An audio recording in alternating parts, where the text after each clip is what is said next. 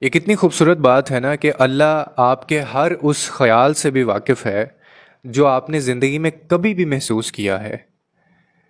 یعنی وہ اتنا زیادہ قریب ہے اپنے بندے کے، اللہ وہ اسی لیے کہتا ہے کہ میں شارق سے بھی زیادہ قریب ہوں، اور یہ کتنا خوبصورت جذبہ اور کتنا خوبصورت احساس ہے کہ وہ آپ کے ہر ایک خیال سے بھی واقف ہے، اور یہ کوئی معمولی بات نہیں ہوتی۔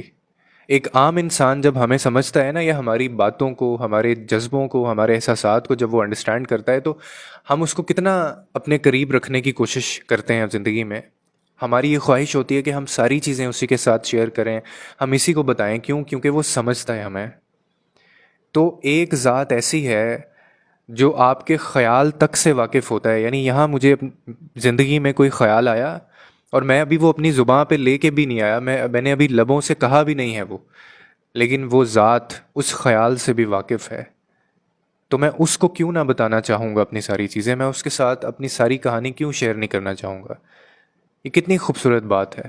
اور اکثر یہ بھی کہا جاتا ہے کہ انسان کی جو خاموشی کا شور ہوتا ہے نا، وہ صرف اور صرف اللہ کو سنائی دیتا ہے، اس کے علاوہ کسی کو سنائی نہیں دیتا، کیونکہ وہ واحد خالق ہے۔ لوگوں کو کبھی بھی آپ کی خاموشی کا شور سنائی نہیں دے گا۔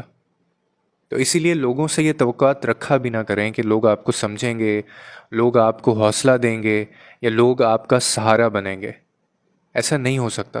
اور اکثر اوقات ہم یہ اپنی زندگی میں یہ سوچتے ہیں، بلکہ ہم یہ گلہ کرتے ہیں لوگوں سے بھی اور اللہ سے بھی کبھی کبھار، کہ ہمیں وہ ان آزمائشوں سے گزارتا کیوں ہے، یا ہمیں یہ دکھ یا تکلیف اس نے دی کیوں ہے۔ لیکن ہم ایک حکمت نہیں سمجھ پاتے ساری زندگی، اور وہ یہ ہے کہ کیا پتہ اللہ تعالیٰ نے اسی دکھ یا اسی تکلیف کے اندر ابدی سکھ آپ کے لیے پوشیدہ کیا ہو، اس میں رکھا ہو۔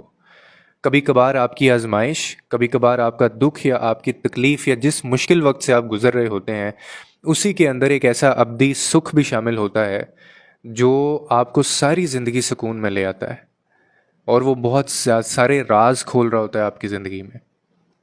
اور اکثر اوقات یہ آزمائشیں لوگوں کی وجہ سے ہوتی ہیں، یعنی لوگوں کی صورتوں میں ہوتی ہیں۔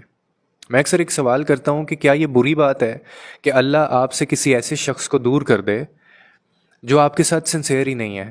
کیا یہ بری بات ہے کہ اللہ آپ سے ایک ایسے شخص کو دور کر دے جو آپ کو محبت ہی نہیں کرتا، جو آپ کے ساتھ سنسیئر ہی نہیں ہے، جو آپ کے ساتھ مخلص